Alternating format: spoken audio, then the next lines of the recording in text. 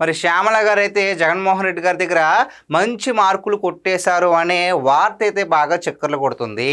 మరి YCP party అంతర్గత సమాచారం ప్రకారం వచ్చే ఎన్నికల్లో ఈవిడికి ఒక స్థానం కూడా ఇచ్చే అవకాశం ఉంది, ఒక సీట్ ఇచ్చే అవకాశం ఉందని కూడా బాగా వినిపిస్తుంది.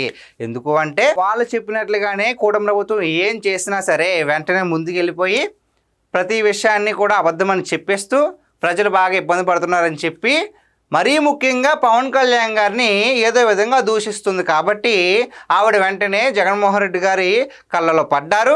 వెంటనే ఆవిడకి మంచి భవిష్యత్తు అనేది కూడా ఉంటుంది. ఎందుకంటే మనం గతంలో చూసాం, అసెంబ్లీలో మరి ఎంత నీచంగా మాట్లాడితే వాళ్ళకి అంత ఉన్నత పదవులు, ఎంతమందిని ఘోరంగా తిడితే వాళ్ళందరికీ కూడా మంచి మంచి లగ్జరీ లైఫ్. ఆ విధంగా జగన్మోహన్ రెడ్డి గారు ఆ పార్టీ నేతల్ని ప్రోత్సహించారు. ఇంకొక విషయం ఏంటంటే ఆ ప్రోత్సాహమే 2024 ఎన్నికల్లో వైసీపీ పార్టీ ఓడిపోవడానికి ప్రధాన కారణం.